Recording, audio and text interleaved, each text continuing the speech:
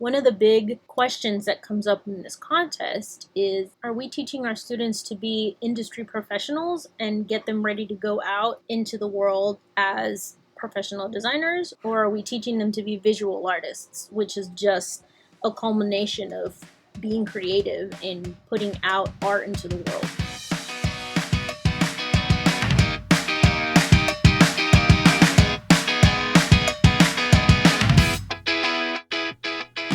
Hi, I'm Mel Edwards, and welcome to Behind the Plasterline. I started the Behind the Plasterline podcast to share insights on topics not talked about enough in technical theater or even as educators. As a former educator myself, I can tell you that this job is really hard. There isn't a manual for what we do, and we all need community. Whether you are an excited first-year teacher, ambitious single director, or even a seasoned educator who just wants to talk shop, I'm happy you're here. So, let's get started. Hi, and welcome to another episode of the Behind the Plasterline podcast. Today, I'm going to be going over makeup design, which is the third part of my first look at the theatrical design contest prompt. But before I kind of dive in, I just want to let you know that I will be attending Theater Fest this year as a vendor, so I'm going to be having a booth. And I would love for you guys to come and say hi to me and kind of just check out my shirts, stickers, buttons, all that kind of stuff. I am 3D printing some UIL sets to take with me, so I will have them to be bought in person. So if you hear my 3D printers and this humming noise, it's coming from my printers behind me. As I said before, I'm going to be rereading the letter at the beginning of every intro because I want these episodes to kind of be standalone. If you've already heard this intro, you can go ahead and just skip forward to where I start actually talking about the prompt. Welcome to the 20th year of the UIL Theatrical Design in Texas. There's a number of things to celebrate about this year's prompt, and I wanted to take a moment to point out a few. First things first, our play is brand new, and there is no previous productions to take inspiration from or try to avoid. This is a fresh opportunity to flex your personal inspiration, and we want you to do just that. There's a ton of room for your creativity here. Our focus this year is the future. So we are looking at ways to lean into theater of the future, both through education and technology. It is up to you as to how you want to apply those ideas. We have 2 new options for this year in regards to design categories, only within the group design. See details on page 15.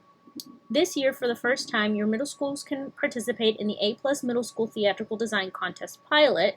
Junior high play selection is Shakespeare's A Midnight Summer Night's Dream, version published by Playing with Plays. Prompt is posted to the website. We teach best what we most need to learn, so engaging your veteran high school team members to help novices and now middle school participants is a great way to grow. I cannot wait to see what you create. You never cease to amaze and impress me. I hope to see you at the Student Activities Conference, TXETA, and Texas Thespian State Festival workshops. Signed, Rachel Gomez, the State Contest Director. Now, Rachel has reached out and says that she would like to do a Q&A. So if you've got some questions, feel free to email them to behindtheplasterlinepodcast@gmail.com. My email will be in the show notes down at the bottom. But you can submit your questions anonymously, so don't be afraid to literally ask anything. And hopefully I'll have Rachel on the podcast soon. Next, we're going to take a look at the theatrical design directorial prompt. We will produce Axoloris the Musical by Sean Mendelson. Designers this year will pull inspiration from an artist or art movement to create an original concept for their show that includes innovative technology. Further, designs should be family-friendly to respect the intended audience of the production. Designs must be original and not overtly emulating, imitating, or copying another designer's work or intellectual property. Your designs will not reflect nor copy any other live, film, stage, or broadcast version of the musical. Designers should also denote how images were created. Examples include, but not limited to, hand-drawn, Procreate, Photoshop, and digital software. Designers must be upfront about AI-generated images and content. The official title is Axoloris the Musical. Should appear on every plate. Some plates may require additional information. The submission deadline is going to be Saturday, February the 15th, 2025 at 11:59 p.m. Here we have the 2024-25 Theatrical Design Hair and Makeup Challenge.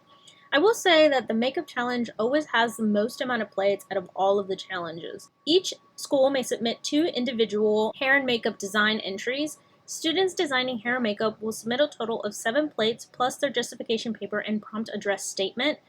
The required elements are outlined as follows and should be submitted in order. The first one is the justification paper. Students will submit a maximum of 750 words that includes their explanation of the artist or artistic movement that inspired their concept and design choices, explanation of how the inspiration and concepts are reflected in their designs, explanation of innovative technology used in design or design process should be addressed, and the explanation of how designs are family-friendly should also be addressed. The prompt address statement. Students must state the artistic movement or artist that inspired their concept and design choices for the show. Students should also address how their designs have family appeal, 100-word limit. Again, the prompt address is really just a shorter summary of what your justification paper is. It's kind of just a really brief overlook. It's only 100 words, so it should be super short. Artistic source citation page. Students must also include an artistic source citation as to how the designs or images were created, such as with digital software or AI disclosure. See required artistic source citation on page 27. Plate 1, students will submit an inspiration mood board showing the inspirational basis for their concept. The goal of this plate is to give an overall impression of guiding images and ideas that the designer feels best reflect their concept. Plate 2 is where students will submit hair and makeup design maps for one of the following characters: Robot Riley, Recycle, T-Rasher, Lady Labot, VRBot, and T-Port. Designers should incorporate innovative technology into their design process or design. Students should have a makeup chart on a lined drawing face template to plan their designs. They may use an existing template or one of their own creation. Designers are encouraged to use written instructions. Labeling should include the musical name and the character name. A product legend must be included listing all materials used to create the finished design. Must denote how image was created to include digital software disclosure. The goal of this plate is to show a detailed plan of how the finished hair and makeup application will specifically be achieved. Emphasis on this plate is communicating instruction, placement, and product legend. I almost feel like this prompt should have just, or this plate could have easily just been narrowed down. There's a lot of choices. You have the choice between one of the following characters, and it's 1, 2, 3, 4, 5, 6 characters. I think it could have been, we know that one of them is a main character. He's a principal kid, which is Robot Riley. And then Recycle and T-Rasher are both narrators. Lady, Labot, VRBot, and T-Port are, all 3 of them are robots. I feel like this plate should have just given you 3 characters and then that's it, instead of giving you 6 to choose from, because most of the robots will probably have a similar aesthetic. The Recycle and T-Rasher, although they are narrators, in the script it says they don't need to be robots, but if they do get casted as robots or designed as robots, it's got some notes on there on how they should react to that. But I feel like this plate could have been shortened and just been like 3 characters instead of giving you 6, which really is just 3 different looks. And well, actually 2 different looks, because Robot Riley is a robot. Yeah, robot or narrator.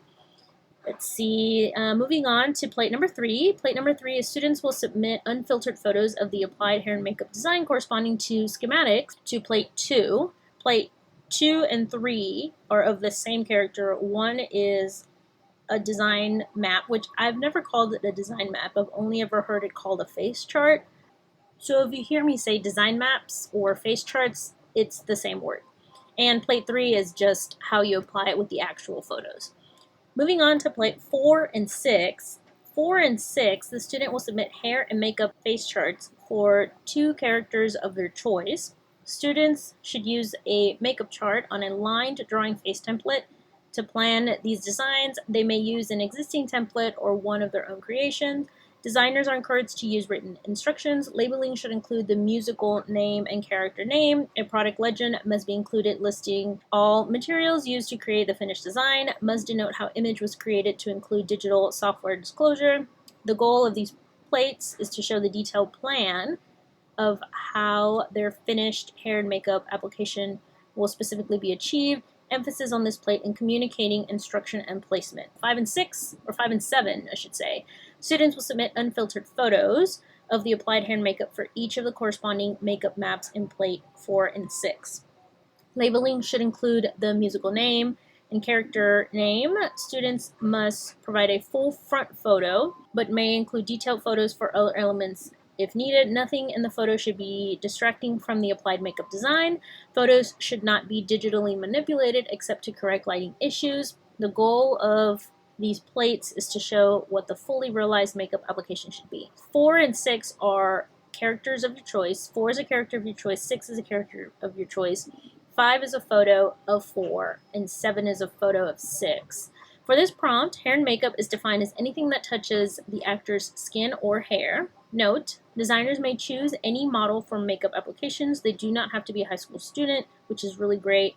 I know when we did Clyburn Park, it was really hard to get some of our models, and then even when we did the theatrical design contest during COVID, it was even harder because some of us could not apply makeup in person. We didn't have kids, or we were 100% virtual, and it was quite the struggle.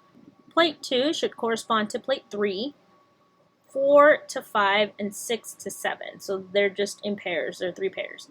They will be loaded into the digital file in numerical order. Nothing in photos should distract from the makeup design. All entries must be submitted via the Google Slide or PowerPoint template. Mounting is not required for round 1 submission, but required for state. All mounting must be in the solid black foam core or matte board as per contest guidelines. I may not exceed the size limit specified here. Justification paper and prompt address would not be mounted for display. So some makeup chart creation ideas. There's a couple of links. There's a link that shows a video on how to create a digital face template from a photo. Skipping through this video, and it looks like she's using Illustrator. So she took a picture of her face, and she's just literally drawing on it with Illustrator to create kind of a vector of her face.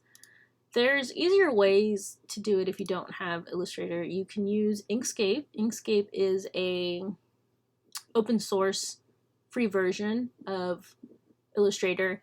And then Affinity right now is at half off, and you do have to pay for Affinity, but I heard that if you have a Canva account, a Canva education account, you might be able to get Affinity for free. Canva recently bought the company Affinity, and they have a waiting list for people who have a Canva education account to sign up to get Affinity for free. And if you pay for it, it's maybe about $80, $90. Right now it's half off. I think full price is something like $150, maybe like $200. And so it's a lot cheaper than Adobe Illustrator. I've used it a couple times and it's pretty good.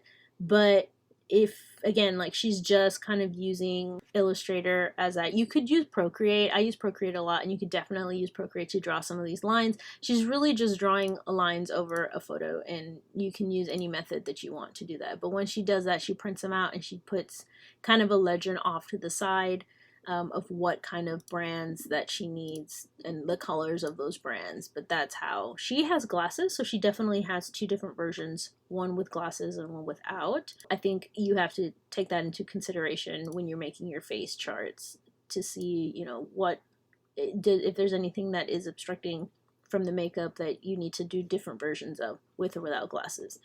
The next picture that's on here is just a sample of a makeup chart prepared, and remember, emphasis is on the instruction, and so there's a lot of detail, and I think what that's trying to tell you is don't just say purple nose contour. This specific little example says purple nose contour blend into forehead.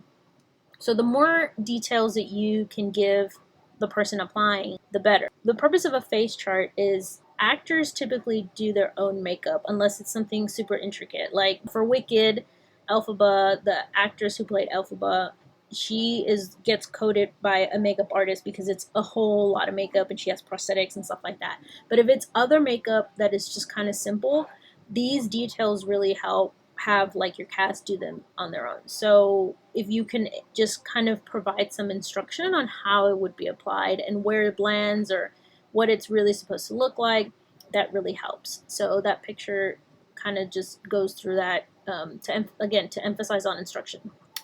You can also take a photo of your model and then place a paper over it and trace the outline of the face to create a simple face template that can be customized for that specific actor.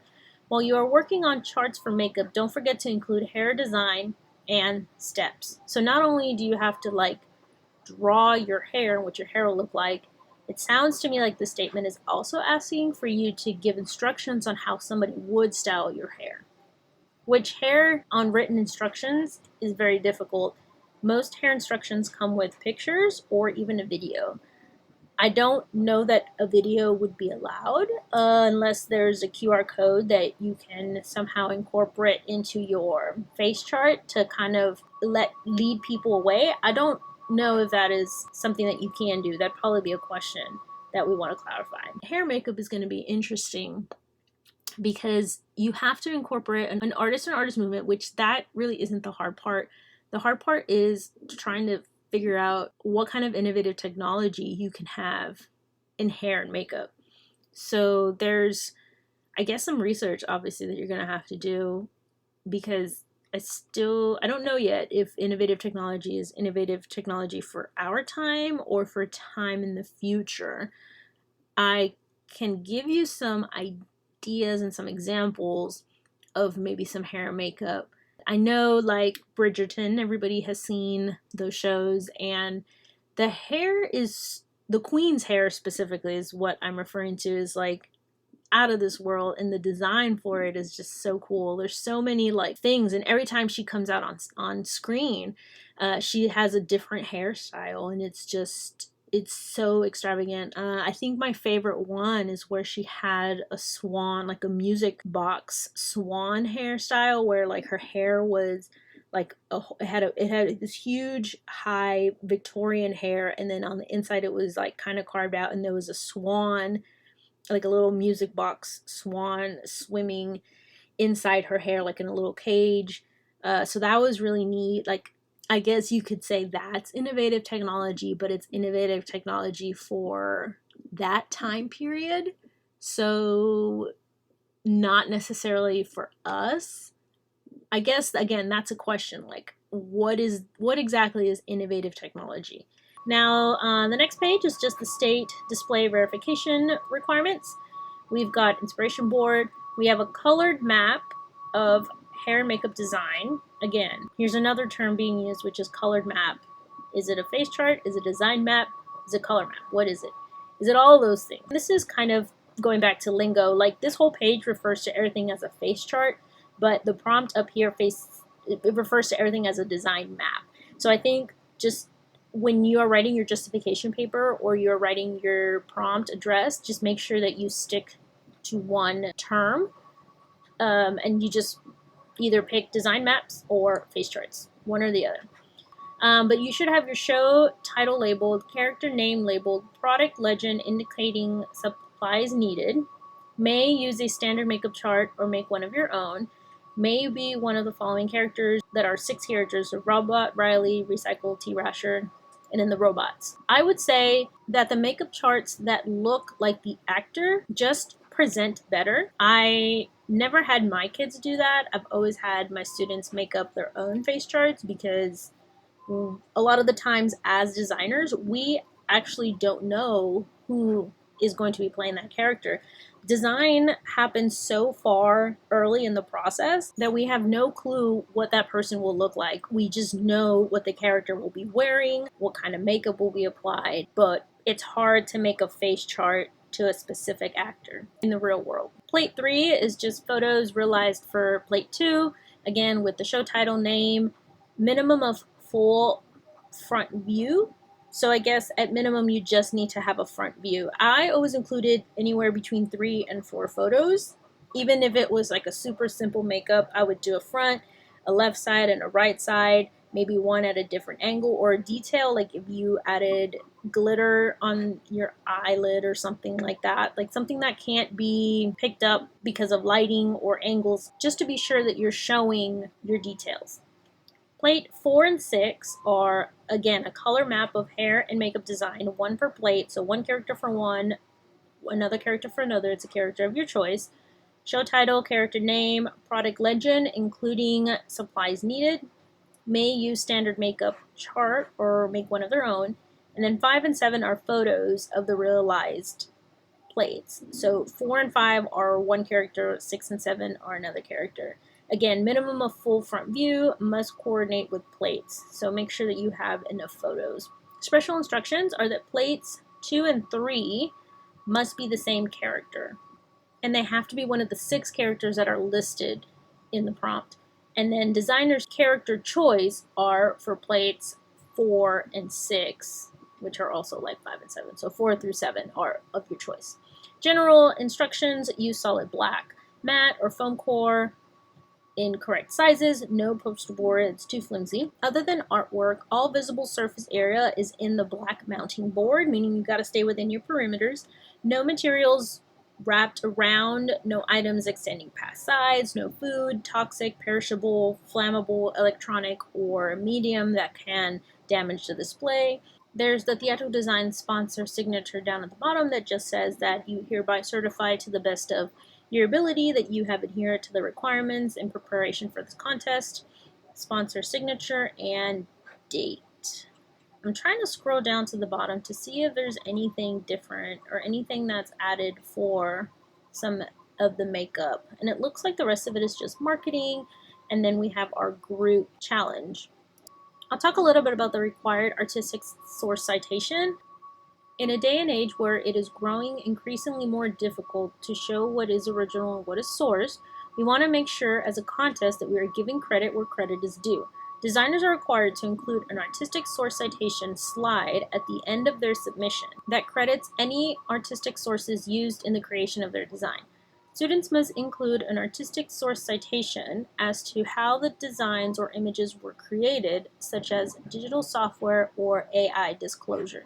So the sample shows that there's a little table and it says source material used, set rendering, photograph of actor in makeup, special font, original work by designer, and poster logo. So it's got kind of an example of all of them, of all of the different categories. Plate where it is utilized. So set rendering is used in plate 2, photograph of actor in makeup is used in plate 5, special font, plate 3, original work, plate 3. So it just tells you like what plate you used that thing. And then source or application use. So Vectorworks for the set rendering, original photograph for the photograph of the actor in the makeup, DeFont for the font that you use probably in marketing, digitally drawn is the original work by designer, hand drawn, original work by designer, and then Canva AI generator for your poster logo. So this is going to be really interesting. Oh, and it says, no, we do not require citations for plate 1 because that's going to be your inspiration and your theme mood board. So I'm really curious as to how this artistic source citation is going to work. So I guess one of the questions that I would ask, especially for hair and makeup, if I decided to use AI and I said create a hair and makeup design for robots in the style of Picasso, and that spit out a picture, would I have to include that in my artistic source citation? Because I didn't technically use it in my design. I didn't draw it. It's not on any slides. It's not on anything at all. It's really just something that I used as kind of an idea generator. But I didn't draw over it. I didn't copy it, didn't Photoshop it. I didn't use it at all. Is that just considered part of my research, or is that something that I need to disclose? I think AI is really powerful, and I absolutely love using AI. I've said this before in a previous episode, but if you're going to be using AI for a contest like this, I feel that it is the end user's responsibility to modify it in some way to still make it original. I think if you're generating AI images and you're just submitting them just like that with no modification, no photoshopping, no editing, no modifying, in a contest atmosphere, I feel like that is cheating. But if you're using it in conjunction with other things to generate ideas, to maybe you take it and you redraw it somehow, or you, again, Photoshop it in a way that doesn't make it look AI, then I think it's all game, and I think that's really great.